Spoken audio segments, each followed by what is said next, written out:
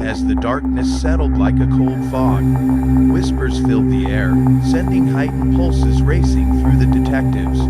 They switched on their flashlights, beams piercing the shadows, illuminating anxious faces that seemed just as frightened as they were. "Stay alert," Wells commanded, scanning the perimeter.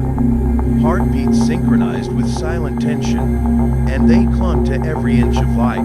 Suddenly, the station doors burst open, and the echoes of hurried footsteps filled the room.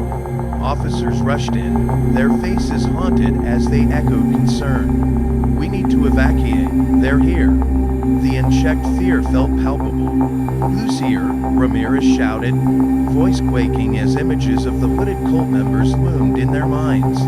A deeper dread settled in, a looming belief that they had already been traced. Cult members, friends of Hensley. They found out what we're doing. One officer gasped, struggling to catch his breath. "They're moving through the town, and they're angrier than ever. We need backup." Clarity cut through the chaos. This was no longer simply an investigation. It was a full-scale war for survival against an arc and powerful force that had woven itself into the very fabric of the community. Detective Wells steeled himself. "We need to get out now and find Hensley. He's our only chance of uncovering the truth." As they moved swiftly toward the exit, the muffled sounds of chaos erupted outside, growing louder, the sirens of conflict ringing in their ears. They pushed their way outside into the moonlit night, where shadows danced erratically under the streetleton. But what they saw next chilled them to the bone. The streets were swarmed, hooded figures roamed in tight formation, spreading chaos through the town like weeds taking root in fertile ground. People screamed, and confusion reigned as the cult members closed in on significant buildings, houses, shops, and the very heart of West Memphis. "Keep moving," Wells urged, determination etched in his voice.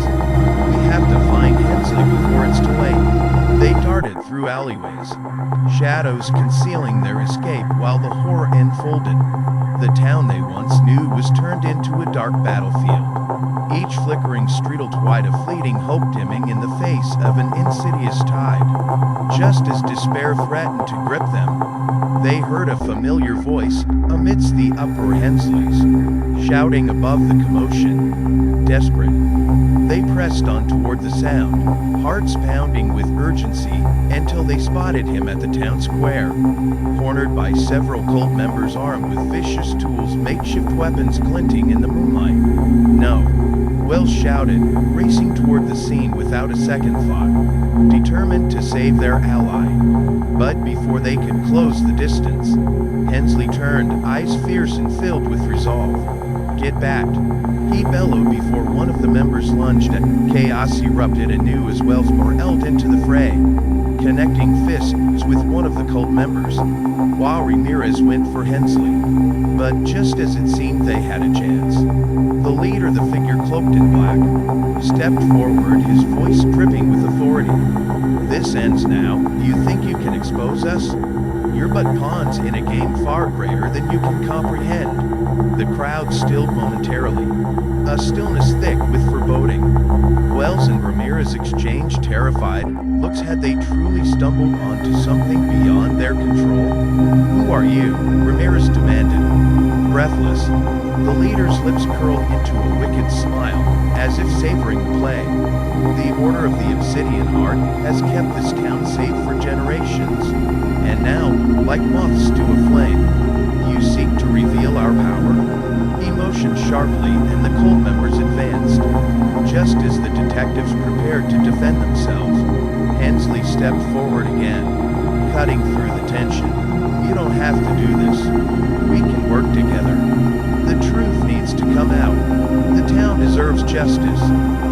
But that only fueled the leader's rage. Justice. Justice is a luxury. This town thrives because we uphold what is necessary. He gestured toward the buildings around the square. "You want to expose us, fine, but it will leave voids in the very heart of this community." In a flash, with blinding speed, one of the cult members lunged for Hensley. Yet, Wells reacted, tackling him to the ground. But as they wrestled, a knife slashed through the chaos, cutting deep into Hensley's side. He staggered, eyes wide with shock. "No!" Ramirez cried, scrambling to support Hensley as gasps echoed around them. Wells flared with rage, adrenaline propelling him into action as he incapacitated the attacker. But the damage had been done. Hensley collapsed, blood pooling around him. Panic gripped the detectives as they rushed to his side, cradling him. "Get him help!" Ramirez yelled, but Hensley shook his head, eyes filled with urgency. "No time. You must get to the evidence. Expose them and don't let it die with me." Wells felt a lump in his throat as Hensley's words hit hard. "We will. We promise," he swore, heartbreaking as he realized the true magnitude of their mission. The stakes hadn't just escalated. They had exploded into a reckoning that couldn't be avoided. But just then, the leader of the cult raised his hands, signaling the other members to retreat. Casting an ominous glance over his shoulder, "You think this is the end? You've awakened something far more significant than you can imagine. This town is already ours." With Hensley's life hanging by a thread, the remaining cult members faded back into the shadows, ghostly figures that whispered promises of more horror to come. Their presence lingered like a dark omen, promising they wouldn't stop until they silenced the truth. As the first siren wailed across the horizon, echoing the urgency of their plight, Wells and Ramirez knew they had to act quickly. With Hensley's fragile state and the stakes soaring, it was up to them to fight back. As they knelt beside the wounded sheriff, the stark reality of their situation crashed into them. Hensley gasped for breath, blood pooling beneath him, eyes flickering with a mix of pain and urgency. "You have to listen," he forced out. "The order won't stop until they silence anyone who knows you. You must hurry." "Hold on, Sheriff. We're getting you help," Wells shouted, panic surging through him as he fumbled for his radio. But Hensley grimaced and clutched his arm. "No time. There's a hidden chamber beneath the old church. That's where they hold their rituals. You've got to expose them before the next full moon." Hensley's voice shook with intensity. "They think they're untouchable, but you can end this." The sirens of approaching ambulances wailed nearby, but Wells could feel the urgency in the sheriff's words. "We'll get you to a hospital, just hold on." "No," Hensley interrupted, his voice strained. "Once they realize what you're doing, they'll come for you. You have to see for yourself what you're dealing with." His eyes bore into Wells with raw intensity. "Promise me." Tears burned in Wells' eyes, but he nodded, steeling himself against the pain that threatened to overwhelm him. "I promise, Sheriff, we'll end this." As Hensley's eyes began to glaze over, Wells pressed on the wound, trying desperately to slow the bleeding. Suddenly, several of their fellow officers rushed into the square. Just as the cult retreated into the night, confusion marred their features. "Get the sheriff stabilized," Ramirez yelled, motioning towards the anxious crowd. But deep down, they knew they couldn't waste time. Each second lost could cost lives. "This isn't over, Wells," one officer urged. "We need to regroup." "No, we're not losing Hensley's sacrifice in vain. We need to go. The chamber is our only chance," Wells shouted, determination flooding his veins.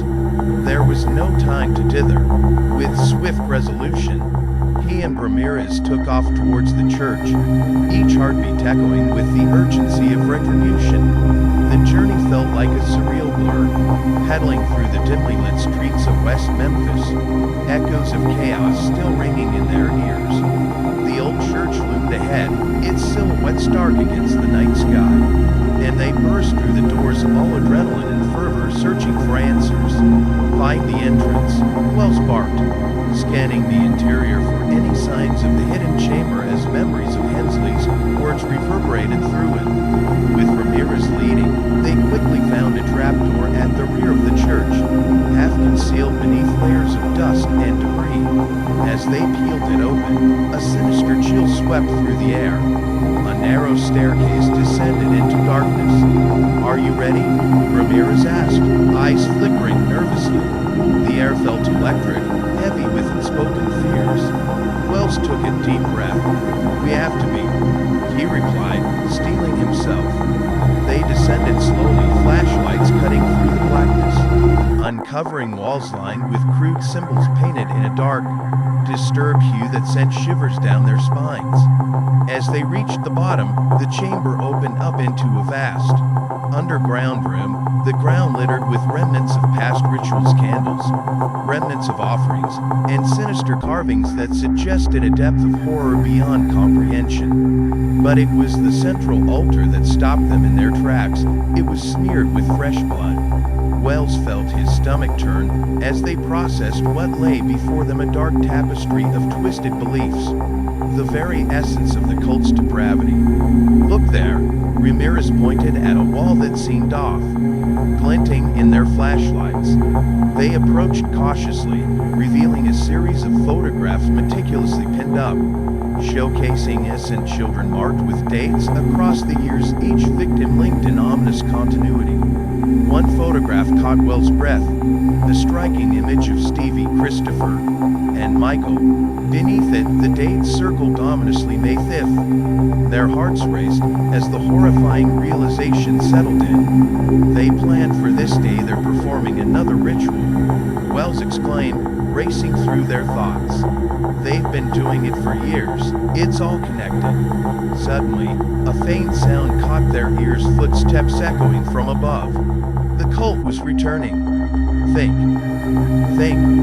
We need to get this evidence out, Ramirez exclaimed, clutching a handful of photos. But as they scrambled, the sound of chanting echoed through the chamber, merging with the rhythmic pounding of their hearts. There's no time, Wells urged, their eyes darting for an escape. We need to hide. They slipped behind a broken wall, clutching their breath as the cult members descended into the chamber, eerily illuminated by flickering candles carrying ominous shadows. The leader stood before the altar, addressing the gathered members as if to fuel their sinister conviction. We prepare for the next thrill, the final binding. May our darkness grow stronger tonight, the leader roared, sending shudders down their spines. Their fervor for the upcoming ritual sent a wave of dread washing over Wells and Ramirez.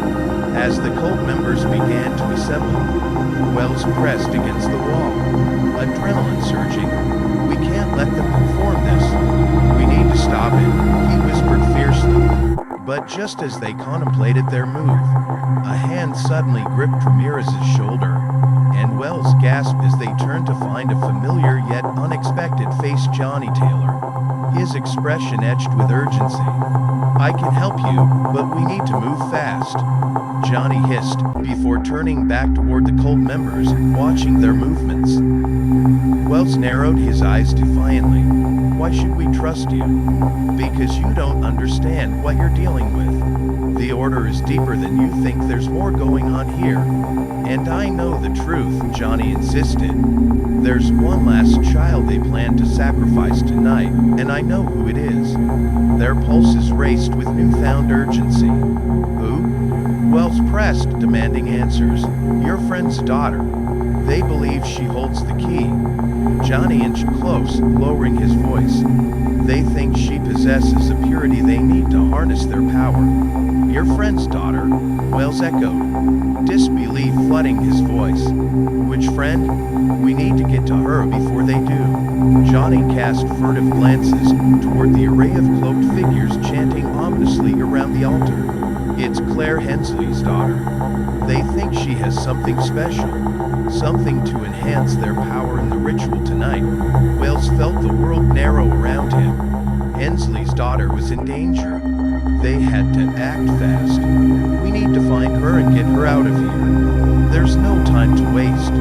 Ramirez's heart raced.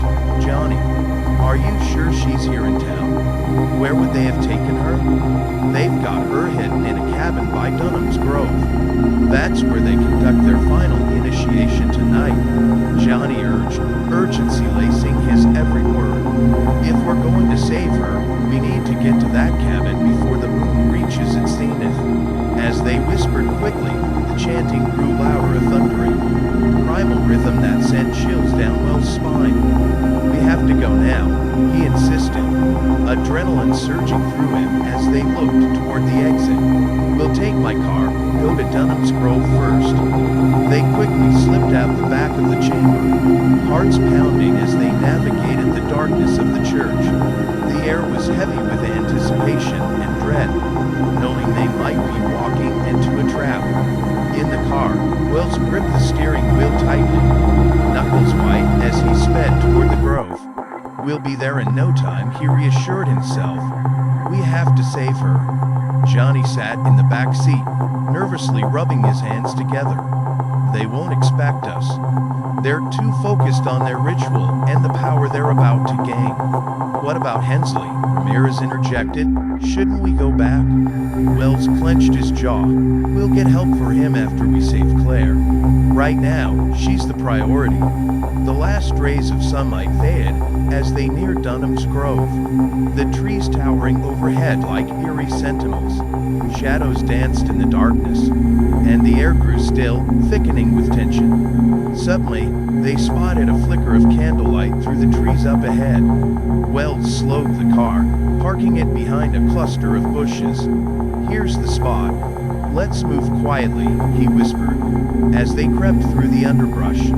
The sounds of chanting grew louder, echoing into the night, a haunting melody twisted with desperation. Each syllable resonated beneath their feet, reverberating in their hearts as they approached the source.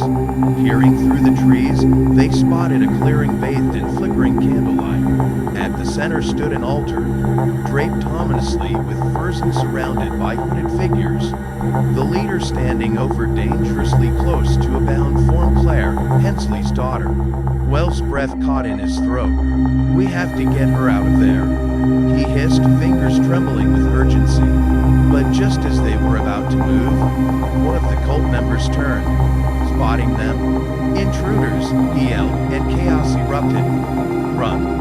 Wells shouted, shoving Claire into his arms as he rushed forward, dodging grasping hands.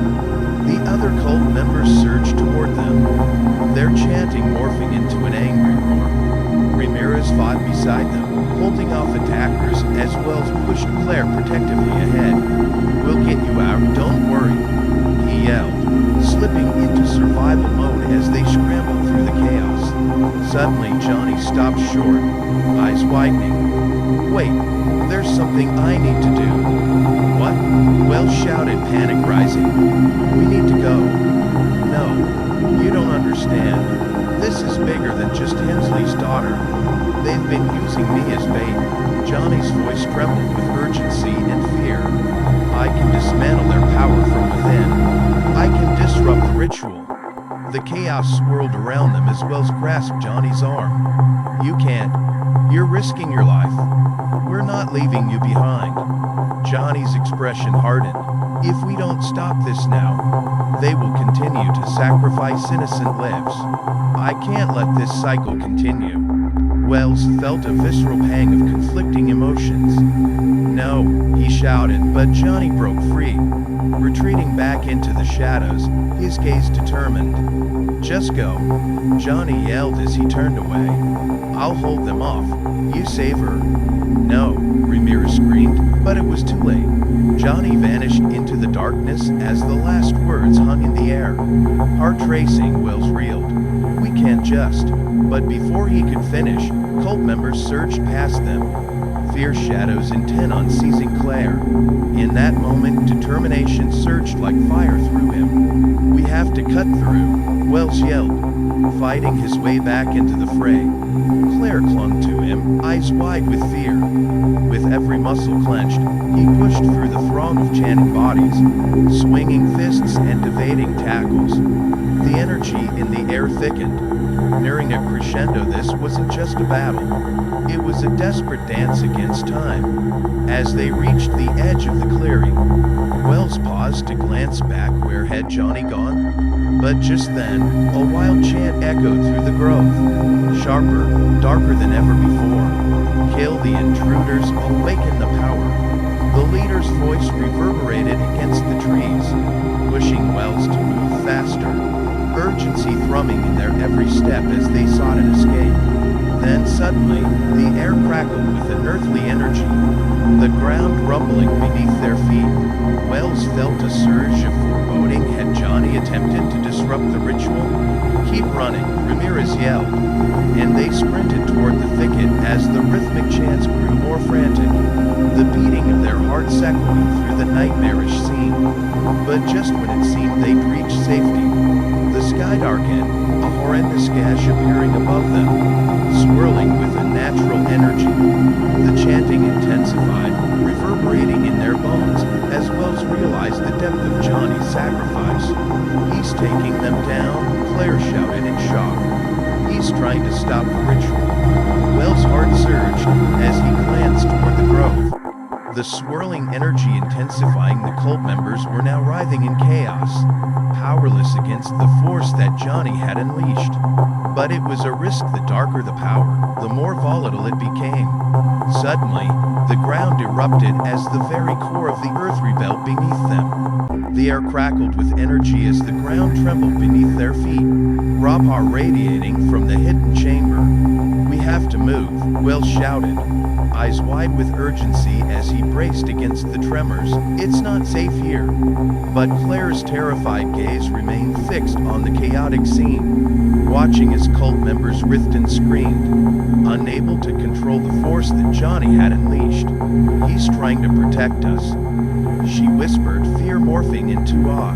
The uproar reached a fever pitch, each chant morphing into a desperate plea for survival. The shadows of the grove began to twist, coiling into unpredictable tendrils as the cult leader shouted commands, desperately trying to regain control. "Resist the power, you are its vessel."